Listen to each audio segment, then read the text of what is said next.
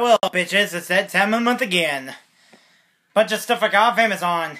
Except for this one thing, which I got at Walmart recently. It's a My Little Pony book, The Tale of Two Sisters. The Journal of the Two Sisters. It's about Princess Celestia's, Princess Luna's histories as the Guardians of Equestria, and it's got some pretty cool stuff in it too, including some Season 4 spoilers, which I'm not going to spoil there, unless you, I don't know. This book is pretty awesome for collectors. It's actually written by one of the writers of the show, Amy Keating Rogers, who also wrote for the Powerpuff Girls. And I recommend this book, especially if you're a brony. Now, the next three things, I got stuff that's controller related. My rubber pieces fell off my DualShock 4, and I got these replaced with these new ones. And they're nice. They're like gel, and it's just really cool looking. It's blue too. And I got the other two controllers I got for my Wii U. First, I'm going to show off this Wii U Pro Commander controller. I gotta admit, this controller feels nice. I haven't played with all of it, but I tried playing Street Fighter with it, and frankly, it sucks because it's D-pad. You have to push hard to do anything. Now I know how Xbox 360 fanboys feel about their crappy-ass D-pad. I'd like to try it with other games, but another controller I got when I recommend for retro gaming, especially if you have a Wiimote, and this is the Arcade Classic Pad. And it's an 8-button controller. It looks like a Sega Dreamcast. It's like a combination of a Sega Genesis with the 6-button Super Nintendo with its stuff and the shoulder buttons with like a Sega Saturn. I mean, this controller is awesome. I played really well with Street Fighter, and this thing even glows when it's in Wiimote mode. But be warned, it only works on Wii U games if it supports the Classic Controller Pro. I mean, if it supports the Classic Controller. It will not work if it only supports the Wii U Pro Controller. But it will work on Virtual Console games, so I recommend it. Especially at the price I paid. Now, the next stuff. Now, on some good Blu-ray movies, and I got a lot of them this month because they were dirt cheap. First of all is Michael Bay's film, Pain and Gain, about two bumbling muscleheads that try to steal from somebody. They're played by Dwayne "The Rock" Johnson and Mark Wahlberg, and I heard this movie's funny. And I like the fact that it's in a collectible red Blu-ray case. That's pretty cool looking. I plan to watch this in the future. Another movie I plan to watch in the future, and I heard it's badass, is Looper. My God! I've seen bits and pieces of it, and I wanted to get it on Blu-ray immediately. It just took me a while for me to get it, but it is awesome. Another awesome movie I got is an old sci-fi movie called The Day the Earth Stood Still, and I didn't get the remake with Keanu Reeves because I heard that film sucked.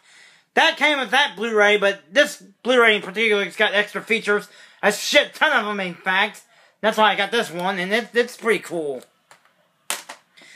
A classic animated film is South Park, bigger, longer, and uncut, and it's one of the funniest films I've ever seen. It's also one of the best musicals I've ever seen. It's just so epic and hilarious. I mean, Matt Stone and Trey Parker probably outdid themselves. There's not a lot of special features other than the commentary and the music video, but still, this is a must-own Blu-ray. Another must-own that's so cheesy that it's awesome, and then it was inspired by Mortal Kombat. Mortal Kombat was inspired by this movie is Big Trouble in Little China. How can you not think about Raiden when you see this character, and Shang Tsung when you see Lo Pan? That's fucking awesome. Plus, I think it's Kim Cattrall, you know, that chick that's in Sex and the City. But you probably know that. Next, I got David Cronenberg's The Fly, and I heard this is a cult classic. And I was going to get the original with this one, but the original just got astronomically high price, which I have to wait to get later. But this is a classic film right there. Another good movie I've heard about is Super 8. It just took me forever to get, but I'm glad to have it in my collection, finally. The cover's a little different from the cover I've seen before, though. It's from director J.J. Abrams, who's directing the next Star Wars film, I'm excited about that. Last but not least, I got a big doozy of a film. The Lego Movie. Now this is a collector's edition, which includes one exclusive feature that's not on the regular Blu-ray release. And it's got 3 discs. Well, disc 1's the 2D version. Disc 2's the 3D version, and disc 3's the DVD version. Here's all 3 characters right there, side by side.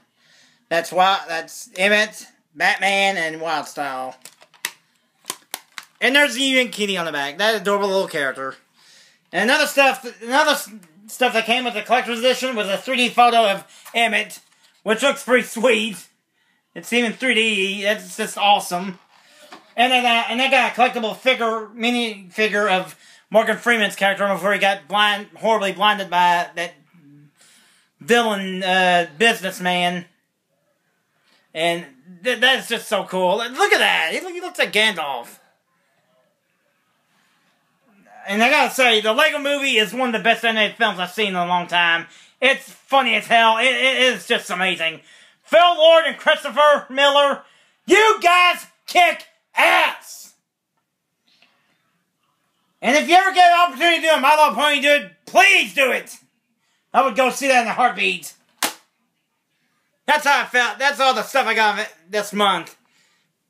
Till next time, bitches. God, it's hot in here. Yeah, it is. I'm sweating, man. Cool. Don't mess with these 2 bitches or they'll fuck you up.